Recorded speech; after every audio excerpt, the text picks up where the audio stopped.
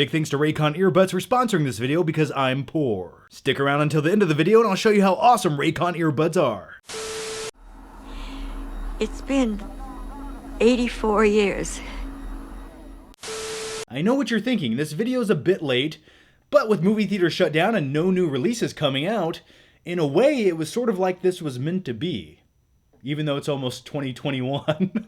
Now let's talk about my top 10 favorite movies of 2019.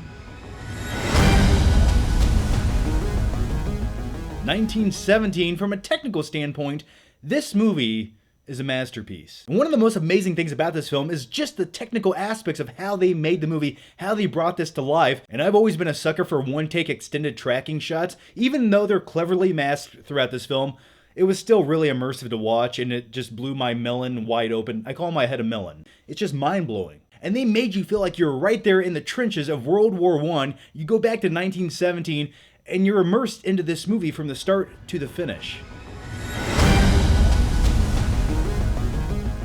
Ford v Ferrari. We haven't had a great race car film since Days of Thunder. Well, technically, if you include Talladega Nights, that was an entertaining race car movie. I'm all jacked up a Mountain Dew getting ready to scissor kick someone. Christian Bale is one of my favorite actors working today. He can do no wrong. And by the end of this film, the climax racing sequence that goes down, it's intense, you're on the edge of your seat, and you just hope that they don't get a flat tire.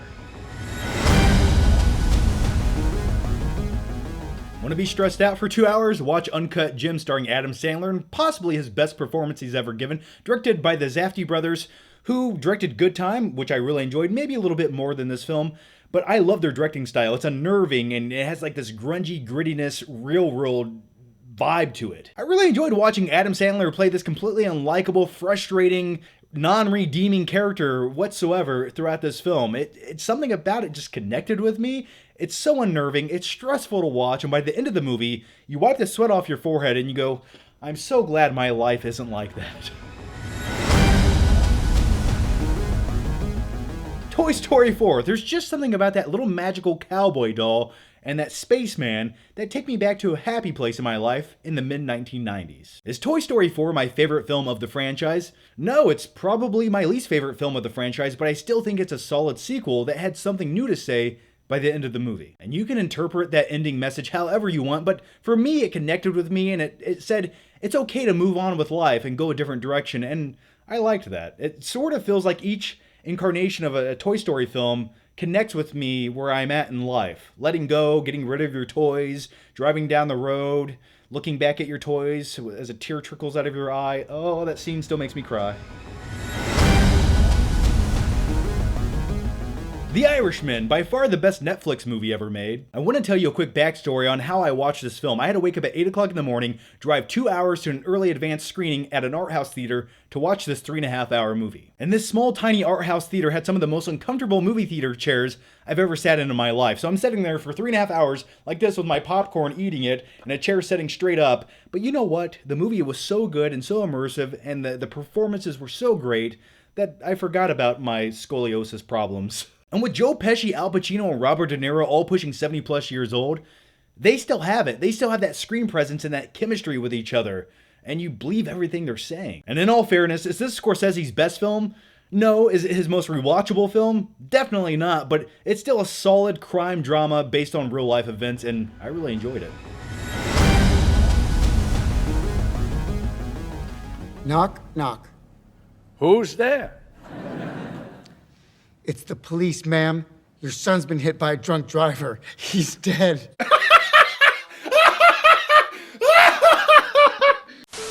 A viewer made that for me and sent it to me, so thank you. Is this probably the best comic book origin story ever made?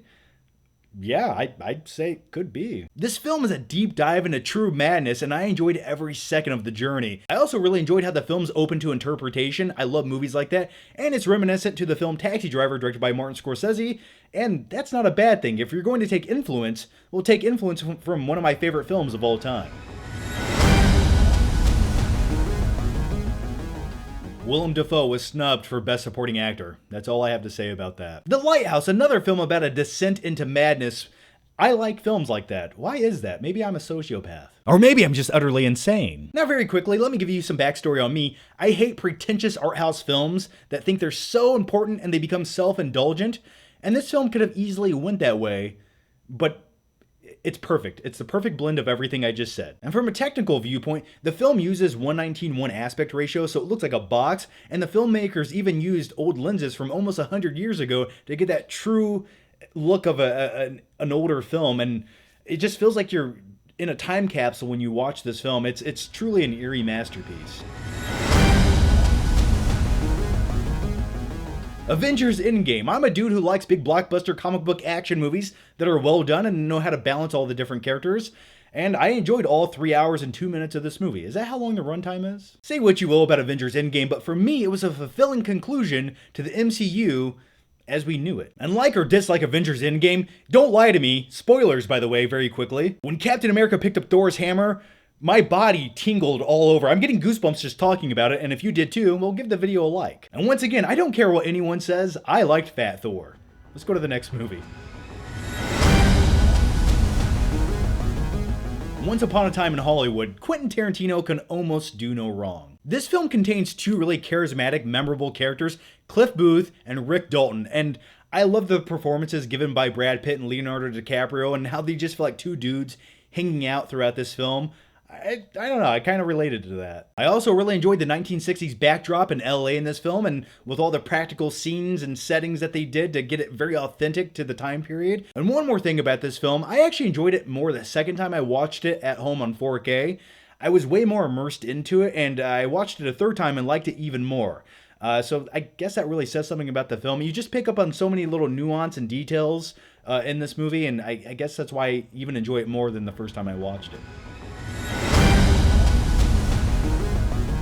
And my number one movie of 2019 was Terminator Dark Fate. I'm lying. We'll save that for my worst of 2019, so go watch that video immediately after this video. I think you'll really enjoy what I have to say. No, it's Parasite. This film was mind-blowing for me. I'm glad it won Best Picture of the Year. It truly deserved it. And I'll give you a quick backstory on how I saw the film Parasite. It was a rainy, cold day, and I had a double feature press screening of two movies. One of those was Parasite, and the other film was Midway.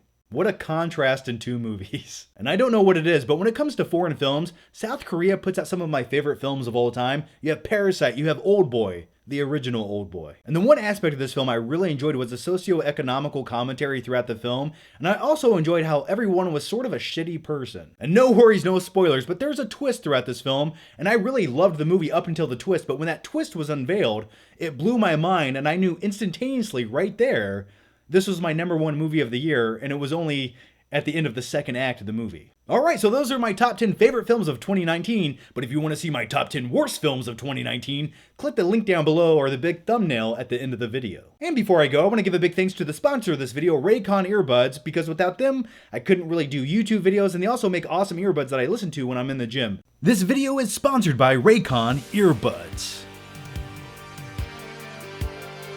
Alright, so it's a wireless world, and for many, many years I had crappy wired earbuds, and the wire would get wrapped around my neck, and You already know Raycon earbuds start at about half the price of any other premium wireless earbuds on the market, and they sound just as amazing as other top brands. Trust me. Their newest model, the Everyday E25s, are their best ones yet, with 6 hours of playtime, seamless Bluetooth pairing, more bass, and a more compact design that gives you a nice, noise-isolating fit. It also comes in new fun colors. Yeah, they feel nice and snug in your ears, you can do that, and they don't fall out. Like I was saying earlier, for many years I used wired earbuds, and I don't know why I did that. They used to get wrapped around my neck, on my arms, they'd rip out of my ears whenever I was at the gym, and with these, that never happens again. It just makes life so much better, and, well, they sound amazing too.